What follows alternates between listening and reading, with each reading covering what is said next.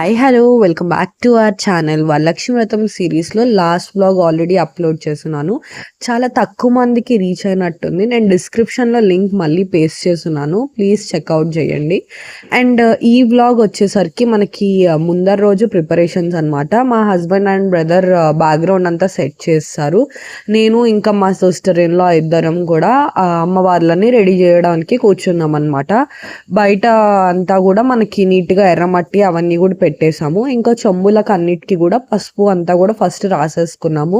మేము వచ్చి చారుమతిని కూడా పెడతామన్నమాట. చారుమతి వచ్చి అమ్మవారికి సిస్టర్ కానీ ఫ్రెండ్ కానీ అలా అనమాట. సో మేము ముగ్గురు అమ్మవార్లను పెడతాము. ముగ్గురు అమ్మవార్లు ఎందుకు అనగా నాది ఒకటి అనమాట. పెళ్ళైన తర్వాత మా అమ్మ వాళ్ళు పెట్టారు, అండ్ మా అత్తగారికి వాళ్ళ అమ్మ వాళ్ళు పెట్టారు, అండ్ మా అత్తగారు వాళ్ళ అమ్మది.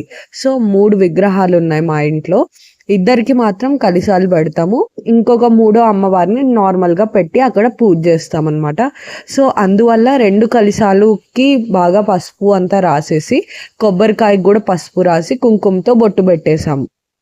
తర్వాత తమలపాకులనంతా పెట్టాలి. పెట్టిన తర్వాత మనము ఇంకా వక్కలు, చిల్లర, తర్వాత పసుపు కుంకుమలు వేసుకొని అవి పెట్టుకోవాలి అనమాట. అంటే అమ్మవారిని పెట్టుకునే ముందు ఇవన్నీ ప్రాసెస్ అనేది ఉంటుంది. సో ఇది నిలవడానికి మేము ఏం చేసామంటే డబుల్ టేప్ వేసి అంటించేసాము. 2 పెడితేనే మనకి చీర కట్టడానికి కూడా ప్రాపర్గా ఉంటుంది అని చెప్పి.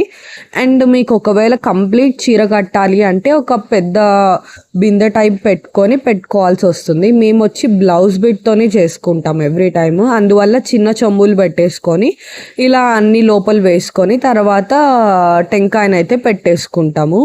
సో నెక్స్ట్ స్టెప్ వచ్చేసరికి మనకి అమ్మవారికి చీర కట్టడం. సో నీట్గా మేమంతా కూడా బ్లౌజ్ బిట్ అంతా కూడా రెడీ చేసేసుకొని అది మనకి ఒకటి ఫ్రంట్ సైడ్ అండ్ ఒకటి బ్యాక్ సైడ్ అలా బాగా ఫోల్డ్ చేసేసుకొని లాస్ట్లో మధ్యలో అండ్ ఇంకా చివర్లో పిన్స్ వేసేసుకోవాలి.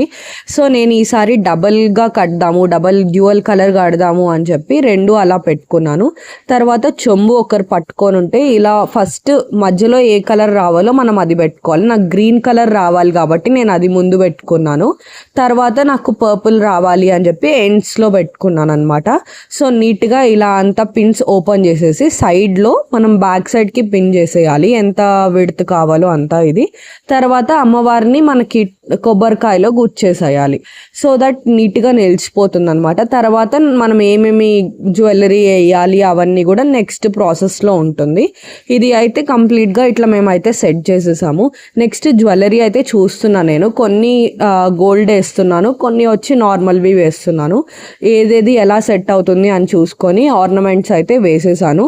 ఇది వచ్చి పైన మాలల కోసం మనకి అమ్మవారి మొహం పైన పడకుండా నీట్గా ఉండాలి అని చెప్పి నేను వచ్చి ఇది చిక్పేట్లో తీసుకున్నాను అనమాట. ఇది మనకి ఒక 50 రూపీస్ కలా దొరికేస్తుంది. పైన ఇంకొకటి కూడా ఉందన్నమాట, పూలు ఇట్లా కుట్టినట్టు పెట్టడానికి. ఈసారి మేము కుట్టలేదు కాబట్టి అది పెట్టలేదు నేను.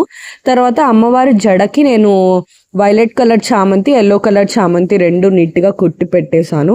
అంతలోగా మా సిస్టర్ ఇన్లా కూడా చారుమతి దేవిని కూడా నీట్గా రెడీ చేసేసారు. చాలా బ్యూటిఫుల్గా ఉందన్నమాట, చాలా కళగా అనిపించింది. సో మేమైతే ఇవంతా అమ్మవారిని అలంకారం చేయడము అవన్నీ కూడా కంప్లీట్గా ముందర రోజే చేసేసుకుంటాం అనమాట.